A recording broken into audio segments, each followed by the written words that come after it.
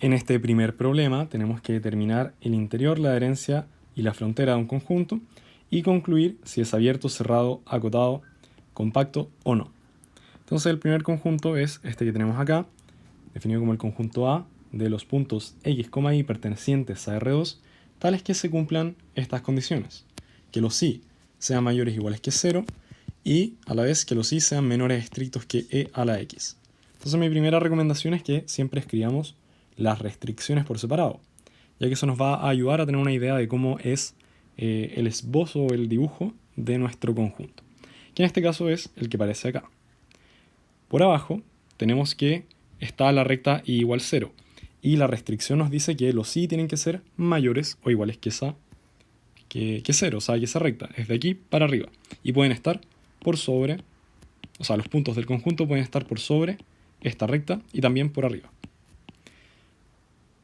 En el segundo caso, la segunda restricción nos dice que los y tienen que ser menores estrictos que e a la x, que estaría dada por esta curva. Y eso quiere decir que, al ser una restricción estricta, se dibuja con una línea discontinua, porque los puntos del conjunto no pertenecen a esa curva, sino que es de aquí para abajo. Eso quiere decir que los y son menores que e a la x. Y todo lo que está entre medio sería parte de nuestro conjunto también, del conjunto A. ¿Qué pasa para los lados, para la izquierda y para la derecha? El conjunto no nos da ninguna restricción para los x, por lo tanto, se asume que los x van desde el menos infinito hasta el infinito. Entonces, con respecto al interior, tenemos que pensar que es todo lo de adentro sin los bordes. Eso quiere decir que los bordes que antes estaban considerados, por ejemplo, por abajo, en este caso en el interior, no se consideran. Y se puede escribir que el interior de A son el conjunto de puntos en R2, X, Y, tales que los Y son mayores estrictos que 0, en este caso ahí estaremos diciendo que no considera este borde, y también que los Y son menores estrictos que E a la X. Queda igual que antes. Y todo lo que está acá entre medio es parte de nuestro interior de A. De la misma forma se puede escribir el interior así, es solamente notación, pero ahí es a gusto del consumidor. Con respecto a la adherencia, pasa parecido que nosotros podemos escribirla como el conjunto de puntos en R2, y en este caso debemos recordar que la adherencia considera todo, tanto los bordes como el interior, y los puntos aislados, pero en este caso no tenemos puntos aislados. Así que podemos escribir como que los puntos X, Y tienen que cumplir las restricciones de que los y sean mayores o iguales que 0 y que los y también sean menores o iguales que e a la x.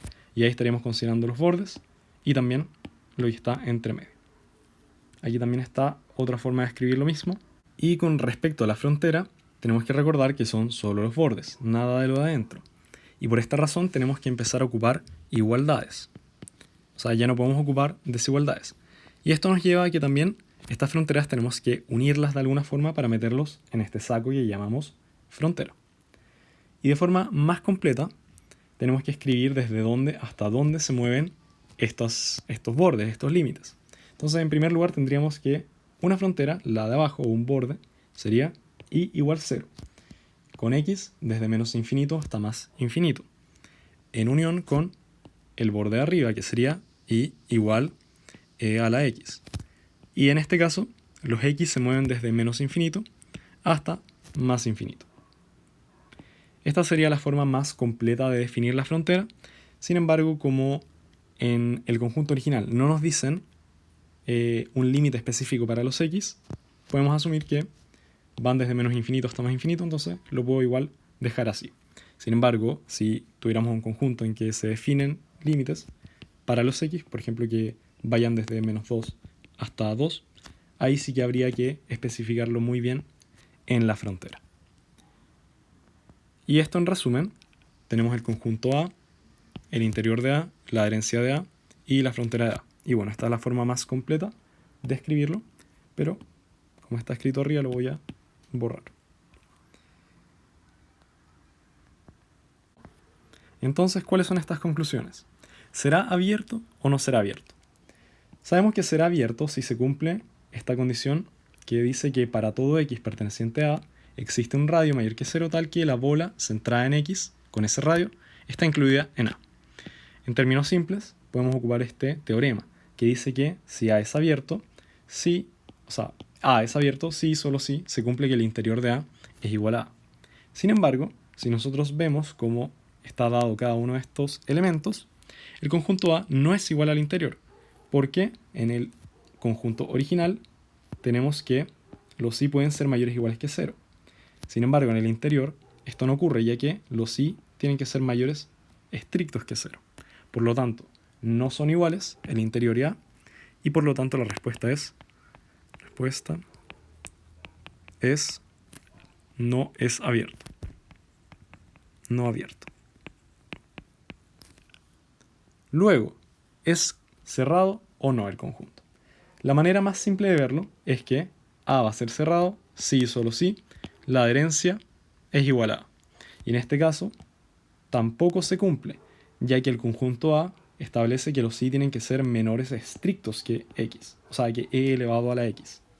Y en la adherencia tenemos que recordar que se considera todo. Los bordes que no estaban considerados antes se consideran.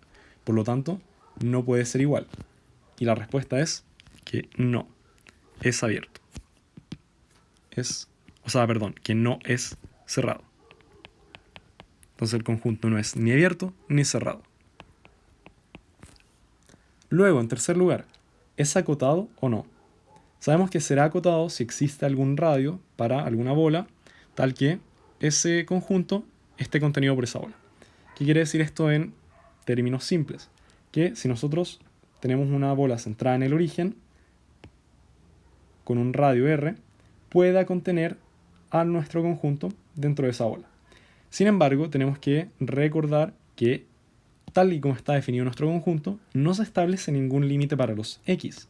Entonces decimos que los x van desde menos infinito hasta infinito. Y sería imposible contener a nuestro conjunto porque se va abriendo para allá hasta el infinito. Y acá también sigue para allá hasta el infinito. Entonces no hay ninguna bola que lo contenga. La respuesta es no acotado. Finalmente tenemos que ver si nuestro conjunto es compacto o no. ¿Y esto cómo se ve? Se ve que va a ser compacto si y solo si es cerrado y acotado. Y como no cumple ninguna condición, no es compacto. Es no compacto. Entonces nuestro conjunto no es nada. No compacto.